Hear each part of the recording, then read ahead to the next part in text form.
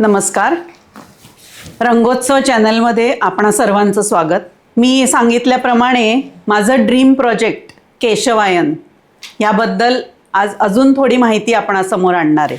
तसं सांगायचं तर मेकिंग ऑफ केशवायन असं आपण म्हणू शकतो. आणि ह्या केशवायनच्या संपूर्ण प्रवासामध्ये अगदी पहिल्या दिवसापासून माझ्यासोबत असलेले सुप्रसिद्ध संगीतकार आणि तबलावादक माननीय केदारजी पंडित यांचं आपण स्वागत करूया. नमस्कार. केदार आणि मी अगदी 11वीपासूनचे मित्रमैत्रीण आहोत. त्यामुळे मी असं काही अगदी फॉर्मल त्याला अहो केदारजी वगैरे म्हणू शकत नाही. त्यामुळे मी केदार प्लीज तुझं मनापासून स्वागत आहे Thank you. असंच म्हणणार आहे. केशवायांच्या आठवणींबद्दल आपण बोलणार आहोत. तर सगळ्यात आधी मला सांग की मी जेव्हा तुला सांगितलं की असं असं मला केशवायन हे प्रोजेक्ट करायचं आहे, म्हणजे अर्थात आमचे आजोबा प्रबोधनकार ठाकरे यांनी लिहिलेला पावनखिंडीचा पोवाडा तो आम्हाला स्वरबद्ध करायचा होता. तर त्याच्यासाठी मी आधी केदारला सगळ्यात आधी सांगितलं की कसं करायचं आपण आता हे, कारण स्वरबद्ध म्हटल्यावर ते माझी खात्रीची व्यक्ती केदारच होती. आणि त्यामुळे मी त्याला हे सांगितलं. आणि तिथून पुढचा जो काही प्रवास आहे, केशवायन हा कागदावरती असलेला पावनखिंडीचा पोवाडा तो स्वरयुक्त कसा झाला, त्याचा सगळा प्रवास कसा होता ते आपल्याला आता केदारच सांगेल. केदार, तू आता मला सांग की पहिल्यांदा तो पोवाडा वाचल्यानंतर तुझ्या मनात काय काय विचार सुरू झाले? सर्वप्रथम तुझ्या नवीन चॅनलसाठी तुला खूप खूप शुभेच्छा. थँक्यू. की एका या चॅनलच्या निमित्ताने काही जुन्या आठवणी, काही जुनी चांगली चांगली प्रोजेक्ट लोकांसमोर येतील. त्यामुळे त्याच्यासाठी पहिल्यांदा सगळ्यात तुला खूप खूप शुभेच्छा. केशवायन ह्या पोवाड्याबद्दल जर बोलायचं झालं किंवा या प्रोजेक्टबद्दल जर बोलायचं झालं, आता ह्याला अनेक वर्ष जरी झाली असली तरी आठवणी जागृत आहेत. किंवा जेव्हा जेव्हा त्या निघतात तेव्हा ती वात लागल्यासारख्या सगळ्या एकदम त्या आठवणी तयार होतात. मला आठवते की जेव्हा तू तो पोवाडा दिलास, आणि ऑफकोर्स तो प्रबोधनकार ठाकरेंनी लिहिलेला होता, त्यामुळे त्याच्यामध्ये देशभक्ती किंवा जे काही हे जी सगळे गुण लागतात ते असणारच होते, हे गृहीत होतं. सगळ्यात महत्त्वाचा जो मुद्दा होता की तू जेव्हा मला म्हणलीस की हा पोवाडा आपल्याला नृत्य नाट्य या स्वरूपात समोर आणायचं आहे. कसं आहे, पोवाड्याला चाल करणं ही पोवाड्याची एक चाल स्वतःची स्वतंत्र शैली असते, त्याचं एक स्वतःचा छंद असतो, मीटर असतं. त्यामुळे त्या मीटरमध्ये तो लिहिलेलाच होता, त्याबद्दल काही प्रश्नच नव्हता. आधी मी ते पण चेक केलं होतं की सगळा मीटर, आणि तो अप्रतिम असा त्या पोवाड्याचं जे काही एक छंद असतो त्याच्यामध्ये लिहिलेला होता. पण मला स्वतःला असं वाटत होतं की जेव्हा ते नृत्यनाट्य म्हणून तुझ्या डोक्यात जी संकल्पना होती की समोर आणायचं आहे, लोकांसमोर ते स्टेजवरती आपल्याला सादर करायचं आहे, तर नुसतं त्याच छंदामध्ये जर तो सगळा पोवाडा गायला असता तर ते पोवाडा गायन म्हणून चांगलं वाटलं असतं, पण त्याचं नाट्य कसं बनलं असतं हा विचार माझ्या मनात पहिल्यांदा आला होता. की अरे ह्याचं नाट्य जर बनवायचं असेल, ह्याचं नृत्य हे सगळे जर त्याच्यामध्ये समावेशक करायचं असेल तर तो नुसता पोवाड्याच्या छंदामध्ये घालून चालणार नाही. पण पोवाड्याचा छंद हा एक असा असतो की ते पर्टिक्युलर मीटर असतं, त्याच्या जर बाहेर जायचं असेल तर मग ते कधीतरी बिघडू शकतो. त्यामुळे तोही एक चॅलेंज माझ्यासमोर होता.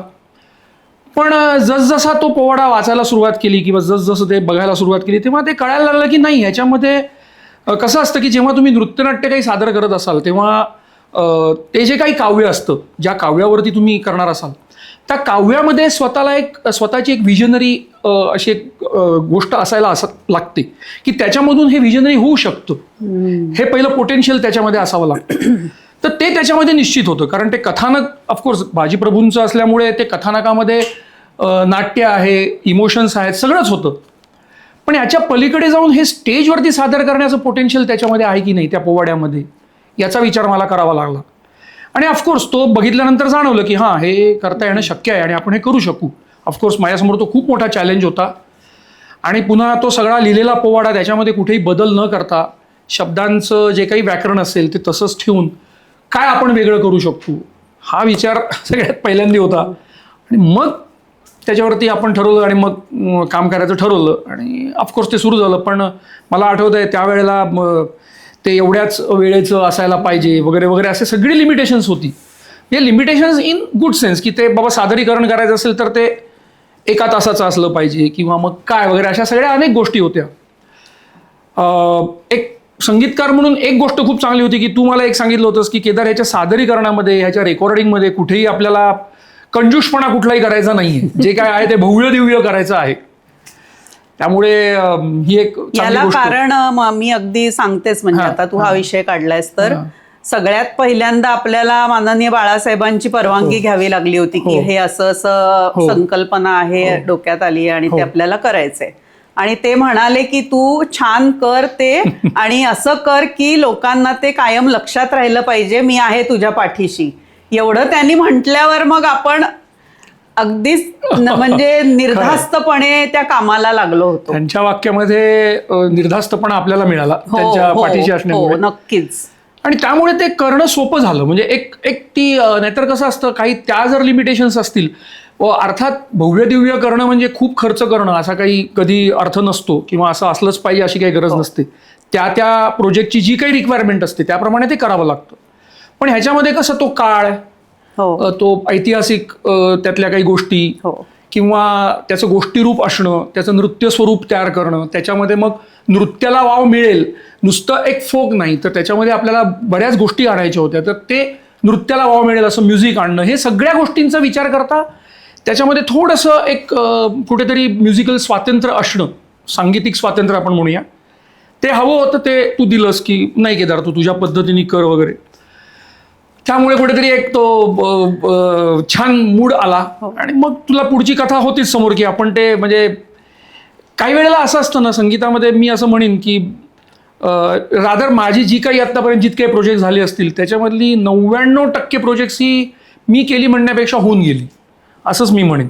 कारण तसे काही गोष्टी होत गेल्या. तसं हाही प्रोजेक्ट हे मी केलं म्हणण्यापेक्षा ते होऊन गेलं. नाही, त्याची तशी गरज होती आणि ते होत गेलं.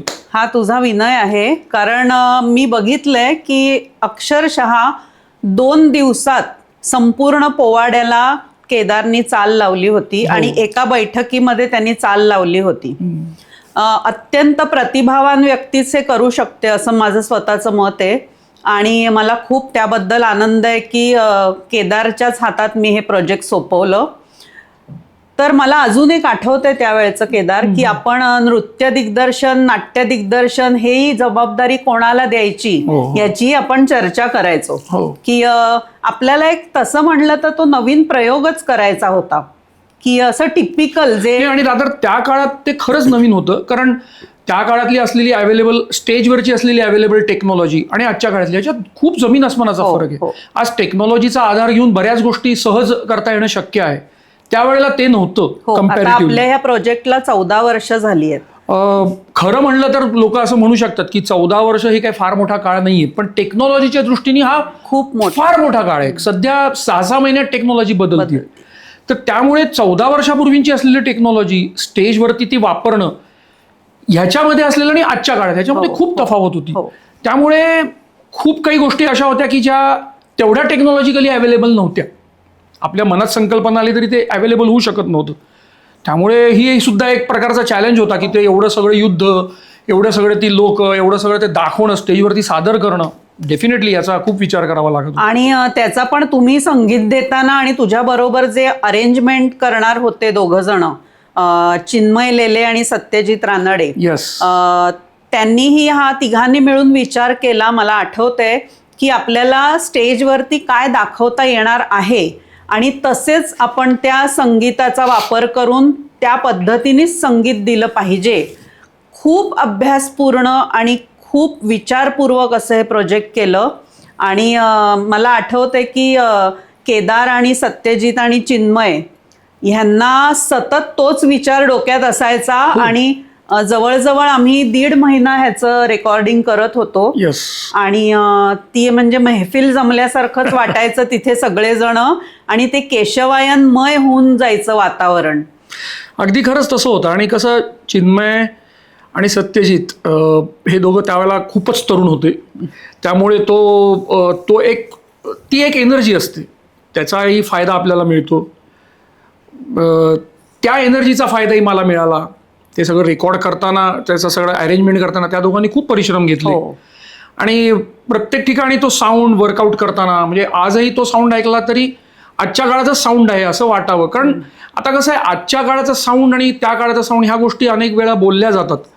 पण कसं असतं की आपल्या घरचं फर्निचर आपण बघतो बघा, की आता काही अँटिक फर्निचर जे असतं त्यालाही आज भाव असतो, पण तरी सुद्धा काही गोष्टी नवीन असाव्याच लागतात, त्याशिवाय त्या घराला मजा येत नाही. तसं त्या दृष्टीने त्या त्या काळाचा साऊंड हा तुम्हाला वापरावाच लागतो. पण म्हणून त्यातलं जे मूळ आहे तत्व, त्याला कुठेही बाधा येऊ नये याचा विचार त्या दोघांनी खूप केला. ऑफकोर्स मी करतच होतो. आणि हे सगळं करताना ती सगळी जी लोक म्युझिकली म्हण, टेक्निकली म्हण, जी सगळी लोक एकत्र आली, त्यांनी खूपच त्याचा प्रभाव पडला. म्हणजे खूपच ते सुंदर होऊन गेलं सगळं. म्हणजे रेकॉर्डिंग मला करताना मला आठवतंय, अर्थात खूप मजा यायची. आणि काय झालं होतं त्यामध्ये सगळ्यात बुड्ढा मी होतो त्यावेळेला, त्यातल्या त्या सगळ्या लोकांमध्ये. त्यामुळे ते सगळे दादा हे करूया का ते करूया, मला जरा मजा यायची, नाही असं नाही. पण खरंच त्या लोकांनी त्यांची एनर्जी इतकी छान दिली आणि त्यामुळे ते खूपच एक असं मस्त प्रोजेक्ट होऊन गेलं. गायला संदीप उबाळे होता, मी आता तेच विचारत तोही होते त्यावेळेला की तरुण होता, गायक कसे त्यामुळे निवडले. त्यावेळेला ते सगळंच एकदम जोरदार झालं ते सगळं प्रोजेक्ट. मला आठवतंय तू मला सुचवलं होतंस की अवधूत गांधी हे नाव, तेव्हा तो अगदी नवीन गायक होता. करेक्ट. तर तू म्हणालास की ह्याला संदीप बरोबर दुसरा जो आवाज कुठला सूट होईल, तर तो हा एक आहे अवधूत. संदीपचा आवाज संदीपच्या आवाजामध्ये जेवढं इमोशनल आहे तेवढं एक रांगडेपण पण आहे त्याच्या सादरीकरणामध्ये. आणि ते खूप छान पद्धतीने गातो. त्याच्या आवाजाचा लगाव वगैरे ते सगळेच त्या गोष्टी ऍडिशनल होत्याच. त्यामुळे संदीप इन्क्लूड झाला आणि त्याच्याबरोबर एक फोक आणि थोडीशी डिव्हिनिटी असं ते असलेला असा अवधूतचा एक आवाज होता. त्यामुळे त्या दोघांच्या आवाजाच्या निमित्ताने हे खूपच सुंदर होऊन गेलं. आणि ऑफकोर्स मधला जो त्याच्यामध्ये काही पार्ट हा ज्याला गद्य म्हणू, पण अर्थात तालामध्ये बांधलं गेलेलं गद्य, मग ते करायचं होतं. त्याला मंदारजी परळीकर त्यांनी त्यांचा आवाज, रवींद्र खरे त्यांनी त्यांचा आवाज दिला आणि ते सगळं खूप छान पद्धतीने वर्कआउट झालं. आणि ऑफकोर्स अर्चना मसवडे त्यावेळेला साऊंड इंजिनियर, आताची खरे तिने त्यावेळेला खूप छान रेकॉर्डिंग केलं. आम्ही डॉन स्टुडिओमध्ये केलं होतं हे सगळं पण रेकॉर्डिंग, आणि ते खूप सुंदर. आणि त्याच्या म्हणजे वातावरण खूप छान निर्माण झालं होतं तेव्हा.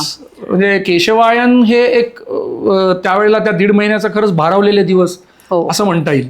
तुला हे प्रोजेक्ट पूर्ण झाल्यानंतर आपण त्याची ऑडिओ सीडी तयार केली होती.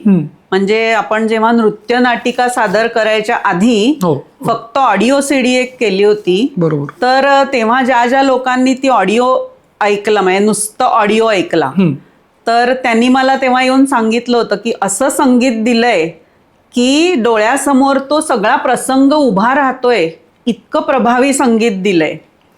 तर तुला संगीत देताना म्हणजे फक्त चाल जेव्हा तू बांधतोस तेव्हा आणि नंतर ऍक्च्युअल त्याचं सगळं अरेंजमेंट आणि सगळं मिक्सिंग होतं, ते नंतर संपूर्ण प्रोजेक्ट हे तुला आधीच व्हिज्युअलाइज झालेलं असतं का? रादर ते झालं पाहिजे. म्हणजे कोणताही संगीतकार जेव्हा ते काम करतो, तो एका प्रकारे आपण याला एक सिमिली म्हणून उदाहरण देऊ शकतो की शिल्पकारासारखं असतं.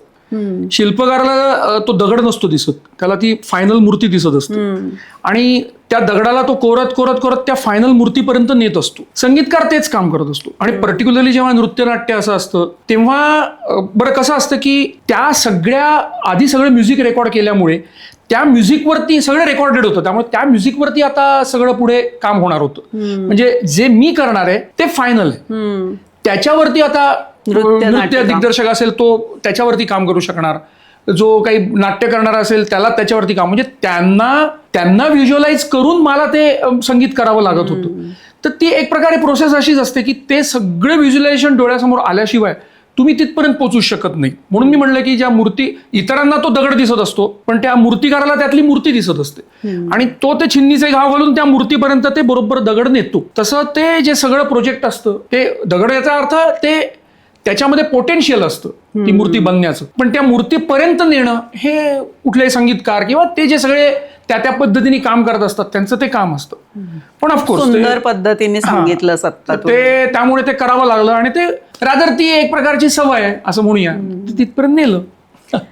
आणि अजून एक महत्वाचा प्रश्न म्हणजे ऍक्च्युअल जे ते काव्य आहे, त्या काव्यामध्ये तुला काय क्षमता जाणवली की प्रबोधनकारांची जी भाषाशैली बऱ्याचदा, म्हणजे मी जेव्हा त्यांचं साहित्य वाचते तेव्हा मला लक्षात येतं की ती खूप जड भाषाशैली आहे त्यांची. तर त्यांचे लेख वाचताना असं लक्षात येतं. तर हा पोवाडा म्हणजे तर काव्य. तर एक त्या भाषेचं तुला सगळं भान ठेवून आणि त्याची ती शक्ती तशीच्या तशी अबाधित ठेवून तुला लोकांच्या मनापर्यंत जाईल असं एक चाल लावायची होती. तर ह्याचा तू आधी विचार करत होतास का तुला ती चाल अशी सुचत गेली? आणि कारण मी बघितलंय तू अक्षरशः एका बैठकीत तो संपूर्ण पोवाडा म्हणत गेलास. हो. तर हे मला खूप अचंबित करण्यासारखं होतं. त्याच्याबद्दल मी असं म्हणेन की थोडंसं काय झालंय ना, आता आपली जी भाषा आहे ती हळूहळू खूप सैल व्हायला लागली. भाषेचा प्रॉब्लेम नसतो आता. म्हणजे आपण ज्ञानेश्वरांनी जेव्हा ज्ञानेश्वरी लिहिली तेव्हा त्या काळातल्या लोकांना सहज समजावी त्या भाषेत ती लिहिली. म्हणजे त्या काळातल्या लोकांना ती भाषा सहज समजत होती. पण आता आपल्याला ती ज्ञानेश्वरीची भाषा अवघड जाते, ती समजून घ्यायला कुणाला तरी बोलवावं लागतं. तशी काही परिस्थिती असते. तर ती त्या काळाकाळानुसार असलेली भाषा होती. त्यांच्या कदाचित काळात ही सहज वापरली जाणारी भाषा होती जी आज आपण वापरत नाही. कारण आता खूप संस्कार झाले आहेत, खूप अनेक गोष्टींचे, प्रत्येक भाषेचा हा प्रॉब्लेम झालाय की आज इंग्लिश सुद्धा आपण जेव्हा काही लोकांकडून ऐकतो तेव्हा ते इतकं त्यांचं असं ऐकावं इंग्लिश, असं इंग्लिश असतं. पण कोलोक्वियल ज्याला म्हणतो किंवा बोली भाषेतलं इंग्लिश हे खूप वेगळं असतं. बरोबर. आणि आता सगळ्या भाषा ह्या बोली भाषा झाल्यात. असं झालंय. त्यातलं साहित्य, त्यातले जे अलंकार वगैरे ह्या सगळ्या गोष्टी आता त्या मानाने वापरल्या जात नाहीत किंवा तेवढ्या पटकन वापरल्या जात नाहीत. तर ते भाषेचं जे होतं त्यांच्यामध्ये, एकतर प्रबोधनकारांची जी भाषा मला जी त्या याच्यामधून वाटली ती एकतर जड म्हणण्यापेक्षा मी त्याच्यामध्ये एक वेगळी ताकद होती आणि खूप परखड होती ती. किंवा मला माहित नाही, म्हणजे मी बाळासाहेबांवरून म्हणू शकतो, आदरणीय बाळासाहेबांवरून, की ते ज्या पद्धतीने एक परखडपणा त्यांच्या बोलण्यामध्ये होता तो कदाचित त्यांना त्यांच्या वडिलांकडून आला असेल असं मला वाटतं. पण तो परखडपणा त्या भाषेमध्ये होता किंवा त्यांचं जे व्यक्त होणं होतं त्या ह्याच्यामध्ये ते परखड आहे. हे मी त्या वाचताना मला आता लक्षात येते की ऑफकोर्स ते तसंच होतं. मग तो परखडपणा तर कायम ठेवला पाहिजे. आणि ऑफकोर्स पोवाड्यामध्ये ती गरज पण असते. पोवाड्याची एक स्वतःची जी शैली आहे ती पण अशीच परखड आणि एक प्रकारची रांगडी अशी शैली असते. तर ती शैली त्यांनी त्याच्यामध्ये वापरली होती. जर शांतपणे जर आपण ती एकदा पुन्हा पुन्हा वाचलं तर लक्षात येतं की त्याच्यामध्ये बाजी प्रभूंचं जे एक इमोशन आहे, त्यांची जी काही आपल्या शिवरायांवरची असलेली भक्ती, देशप्रेम, त्यासाठी असलेलं निधडेपण त्यांचं, किंवा एक आपण म्हणूया की ही गोष्ट आजही त्या अंगावर काटा आणते की जेव्हा ते म्हणतात की महाराजांच्या 3 तोफा आल्या तोपर्यंत मी लढत राहणार, स्वतःहून मरणाला सामोरं जाणं. त्यांना माहिती होतं की समोरून येणारा 3000 लोकांचा तो शत्रू सैन्य आहे आणि माझे फक्त 300 मावळे घेऊन मी लढणार आहे. त्यांना हे कळलं नसेल का की आपण जिवंत राहू कदाचित शकणार नाही, ही शक्यता माहीत असूनही पूर्णपणे हे जे सगळं जे काही इमोशन होतं ते जर शांतपणे तो पोवाडा वाचला तर लक्षात येतं की कुठेतरी ते प्रबोधनकारांनाही ते इमोशन जाणवलं होतं. त्यामुळे त्या रांगड्या भाषेचा विचार करताना ते इमोशन जाणवतं प्रत्येक ठिकाणी. आणि त्यांनीच स्वतः काही त्यातल्या लिहिलेल्या, त्यातलं जे नाट्य त्यांनी आणलंय, तो जो सगळा प्रसंग समोर उभा करता, ऑफकोर्स पोवाडा ही त्या काळची तीच शैली आहे की एक प्रकारचं नाटकच असतं त्या पोवाड्यामध्ये. त्याचा मीटर किंवा छंद म्हणून तो पोवाड्याचा असला तरी ते नाट्यच तुमच्यासमोर ते चित्र उभं राहायला पाहिजे, ते चित्र उभं करणं. तर ते त्यांनी खूप छान पद्धतीने, सुंदर पद्धतीने उभं केलं होतं. पण ते रांगडेपण असूनही त्याच्यात इमोशन्स खूप होते, त्यामुळे ते भावत गेलं आणि आपोआप ती चाल बनत गेली. मलाही तो पोवाडा वाचताना ना एक असं लक्षात आलं होतं की ह्याच्यामध्ये ना त्यांनी आत्ताचा काळ आणि शिवरायांचा इतिहास ह्याची सांगड घातली होती. कारण काही काही वेळेला मध्ये ते सांगतायत की आत्ता सुद्धा तुम्ही कसे सावध राहा. म्हणजे ते त्यांचं नावच प्रबोधनकार होतं ना, त्यांना त्या सगळ्या ह्याच्यातून कुठेतरी आजच्या पिढीला प्रबोधन करायचं होतं. त्यामुळे निश्चित त्याची आठवण घेऊन त्यांनी, मला असं वाटतं की त्या पोवाड्यामध्ये तो इतिहास त्यांना सांगायचाच होता, पण त्या इतिहासाचा आधार घेऊन त्यांना आजच्या पिढीला काहीतरी सांगायचं होतं की बाबा रे, ही देशभक्ती तुमच्यात आली पाहिजे, हे इमोशन तुमच्यात आलं पाहिजे वगैरे वगैरे. त्यामुळे ते प्रबोधन त्यांनी त्याच्यामध्ये आपोआप केलंय. हो. आणि अजून एक म्हणजे आपण जेव्हा सगळी निवड केली कलाकारांची, तर त्याच्यात आपण एक लक्षात, म्हणजे आपण चर्चा करायचो ते मला आठवतंय की नवीन लोकांना पण आपल्याला संधी द्यायची होती की फक्त आपण असं नकोय करायला की एक मोठं प्रोजेक्ट केलं, पण त्याच्यात नवीन नवीन व्यक्तींना आपण आपल्यासोबत घेऊया आणि त्यांनाही संधी देऊया. तर हे कुठेतरी मला असं खूप आनंद देऊन गेलं आणि समाधान देऊन गेलं. आणि अतिशय सुंदर हे प्रोजेक्ट झालं आणि आपण ते सादर केलं तेव्हा लोकांनी त्याला प्रतिसाद खूप छान दिला.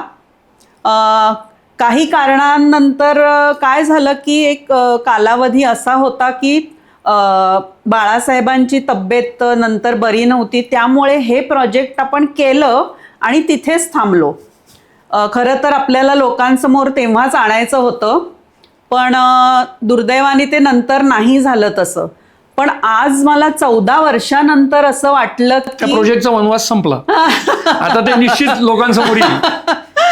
इतकं सुंदर तू ते तयार केलंस आणि आपण सगळ्यांनी मेहनत घेऊन ते साकारलं, तर आता नक्कीच ते लोकांसमोर मी आणते, तर मला आनंद होतोय आणि ते लोकांना नक्की आवडेल ह्याची मला खात्री आहे.